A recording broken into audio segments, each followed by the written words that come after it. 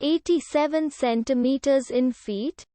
First of all, we need to know the value of 1 centimeter in feet. It's always 1 centimeter equals 0.03280839895 feet. Now we have to multiply 0.03280839895 by 87.